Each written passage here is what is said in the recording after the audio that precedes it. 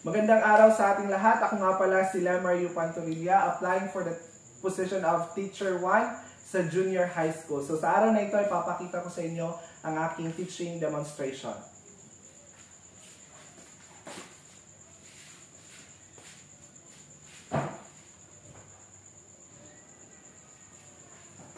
Magandang araw sa ating lahat. So bago natin sisimulan ang ating klase, magsipag tayo ang lahat para sa ating opening prayer. So sino ang pwedeng mag-lead ng ating prayer? Okay, Sarah? Okay, let us pray. Amen. Magandang araw sa ating lahat. Magandang araw. So ngayon, let's check first our attendance kung sino yung lumiban sa klase. Sarah, present? Present. Bamboo, present. Joseph, present. Isabella, present. Okay, we have Trisha, present. Okay, lumiban sa klase si? Sino? Ashley. So, si Ashley. Okay.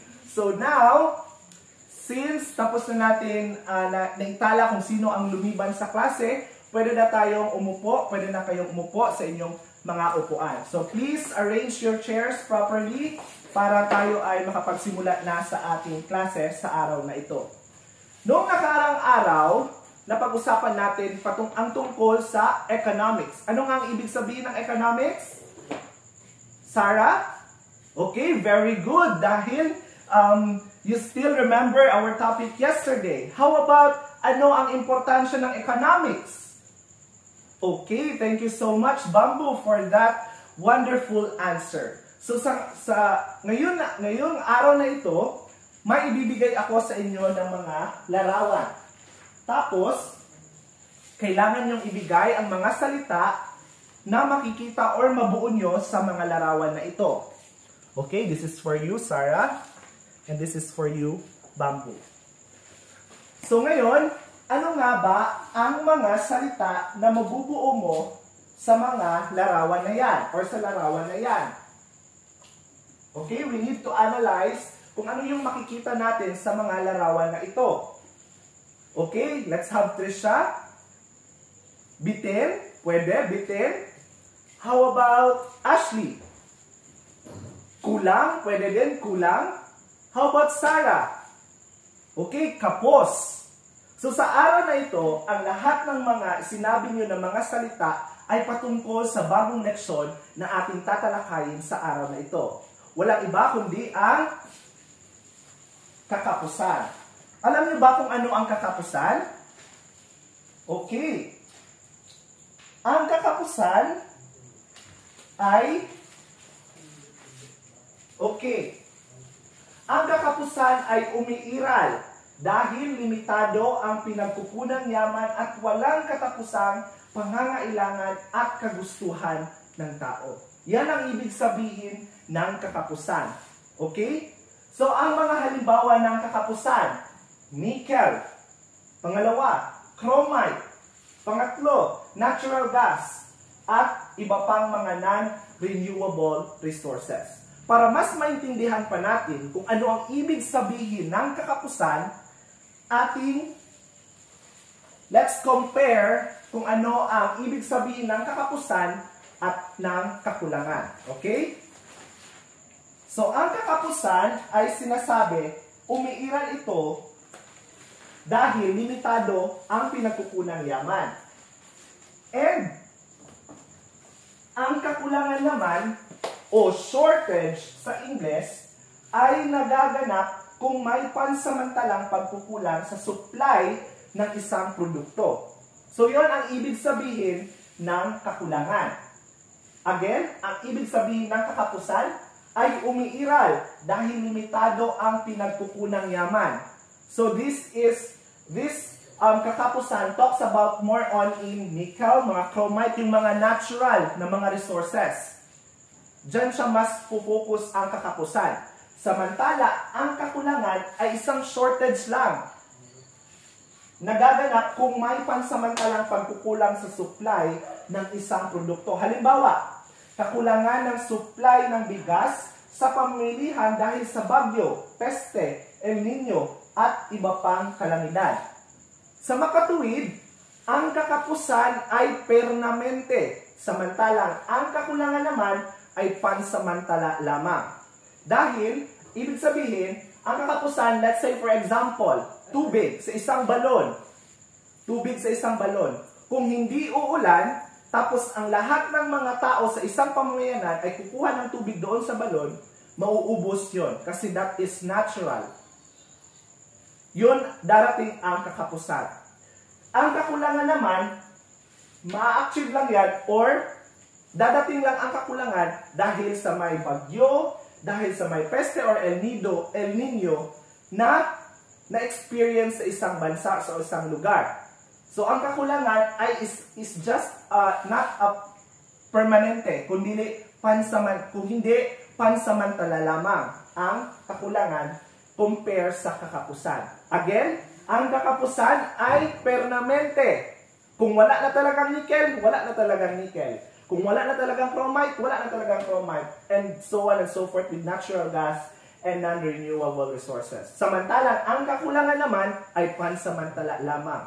Just say for example, bigas.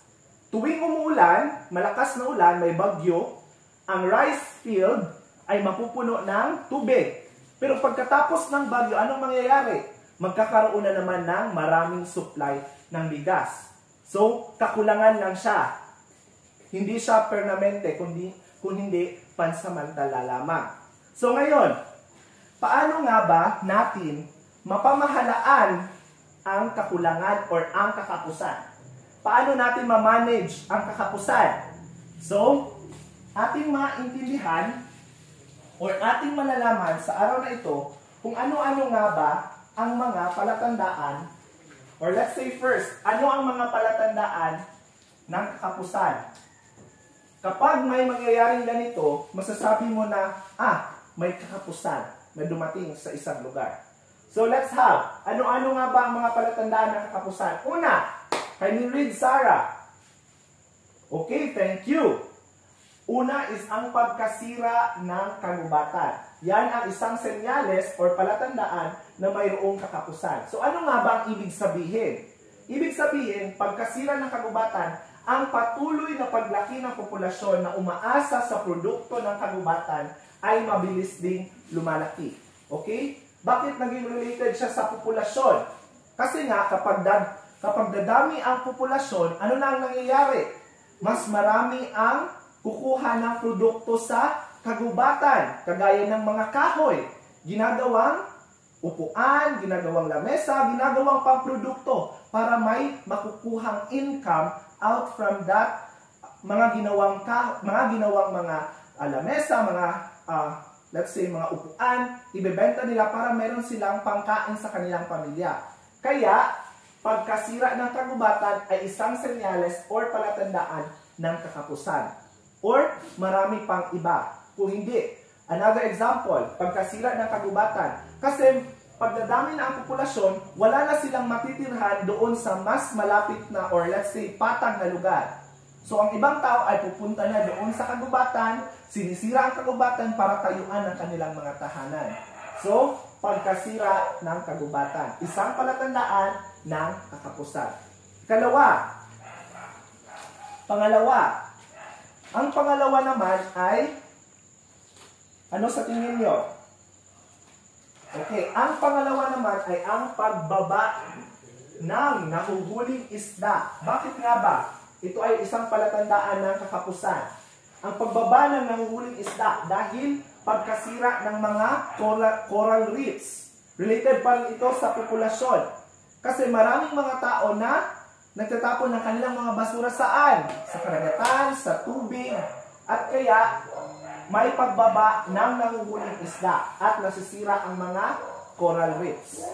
Ang pangatlo, pagbaba ng produktong agrikultura. Yan ang isang palatandaan ng kakapusan. Pagbaba ng produktong agrikultura, which is ang pabago-bagong panahon at umiinit na klima. Okay, weather is also an influence to the growth of vegetation, to the growth of or the production of agriculture. Okay? The climate. Yan din ang nakakasira sa agrikultura or produktong agrikultura. Yan, isang senyales din yan or palatandaan ng katapusan. Ang pang-apat at panghuli, ito ang yamang kapital or capital goods. So ano nga bang ibig sabihin? Tulad ng makinarya, gusali at kagamitan sa paglikha ng produkto ay naluluma, maaaring masira at may limitasyon din ang maaaring malikha. Of course, capital goods is very important also and related to katapusan. Let's say for example, ang isang machine na ginagamit to produce a box or let's say a paper. Kung sira-sira ang machine, paano siya makapag-produce ng produkto?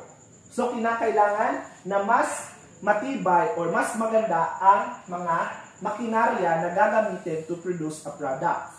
So kaya, yamang kapital or ang capital goods ay isa ding palatandaan ng kakapusan dahil kapag ito ay nasira dahil limitado na lang ang kanyang maaaring malikha na mga produkto.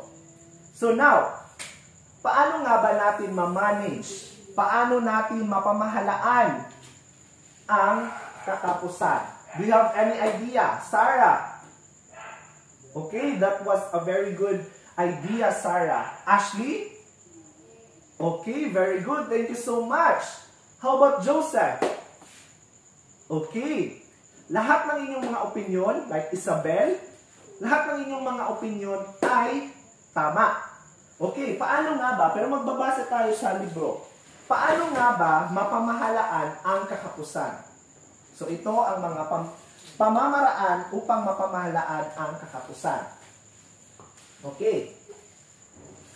Where should I put this one? Okay, dito na lang. Paano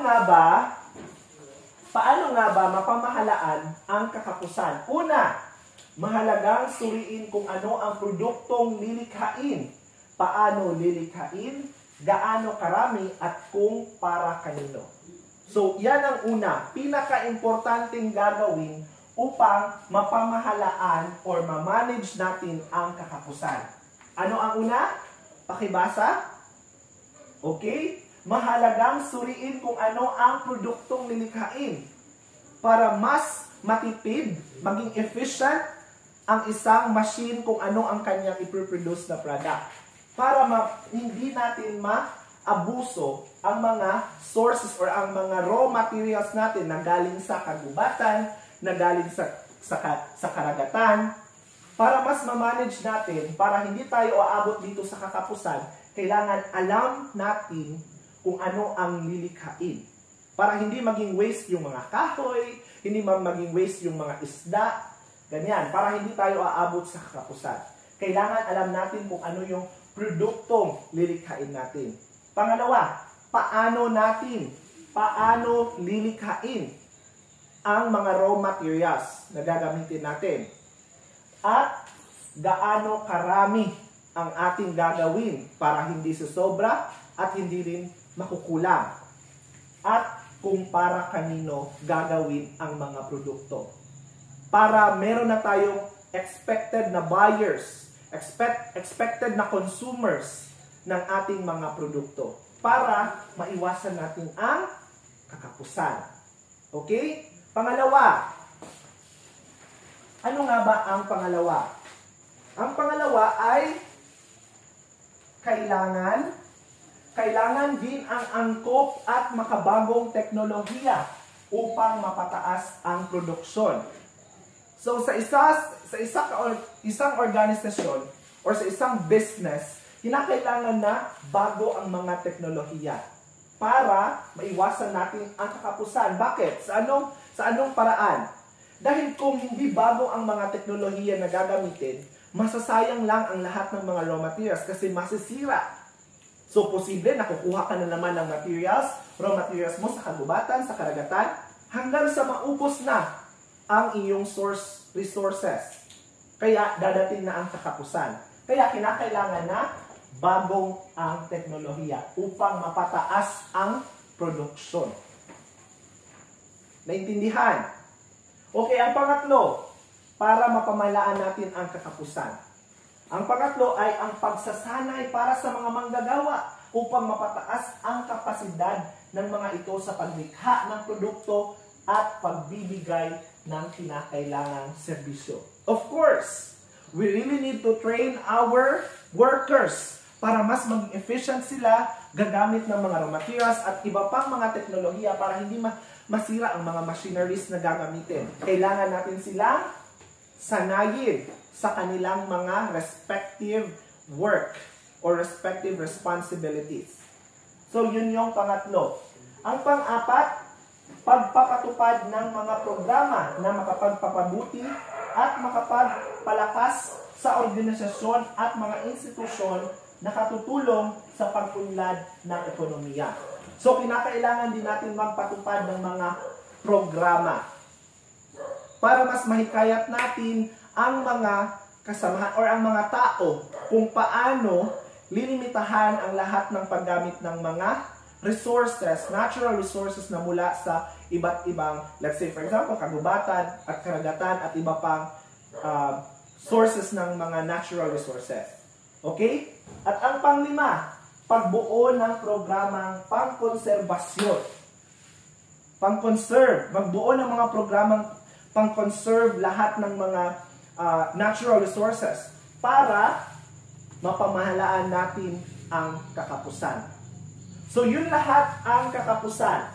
Ibig sabihin, kung mayroong mga pagpamahala or mayroong magandang pag-manage ng mga natural resources, maiiwasan natin ang kakapusan. And ano-ano nga ba ang mga palatandaan? Ating ma-identify na mayroon ng kakapusan na darating kapag nasisira na ang kagubatan. May mababa na ang nahuhuling isda or mababa na din ang produktong agrikultura at ang capital goods. And again, ang kaibahan ng kakapusan at kakulangan, ang kakapusan ay permanente, samantalang ang kakulangan naman ay pansamantala lamang. Okay, may mga tanong? Okay, wala? So ngayon, let's have our quiz. So sa ating quiz ngayong araw na ito, mayroon akong ipapagawa sa inyo na poster. So ang poster na ito ay may rubric na gagamitin.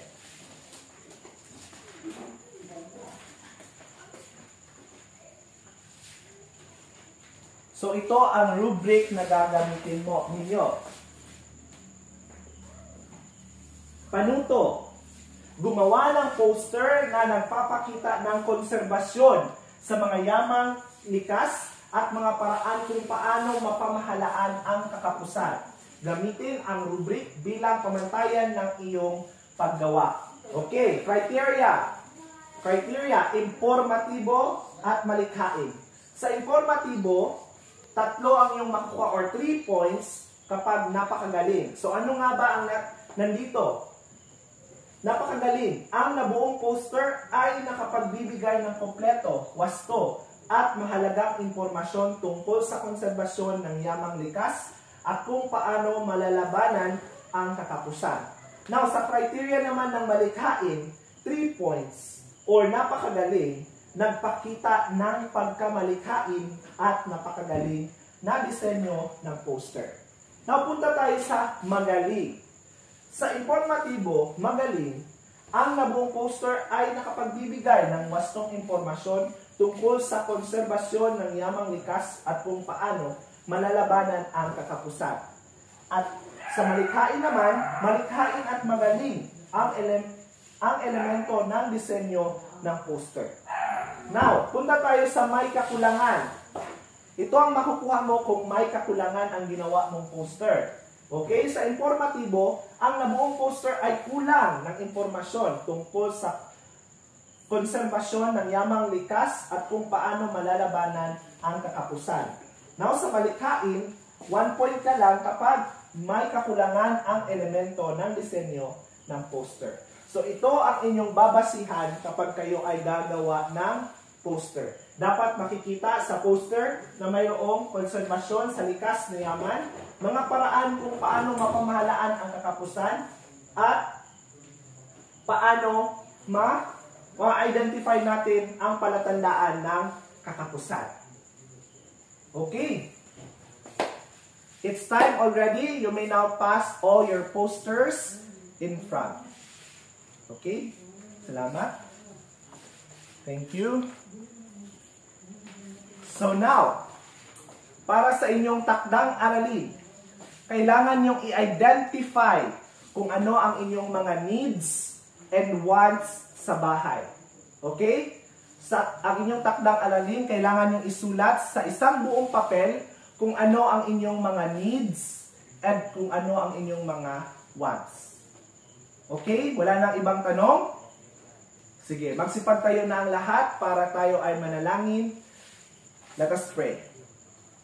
Amen. Okay, goodbye class. Goodbye. See you tomorrow.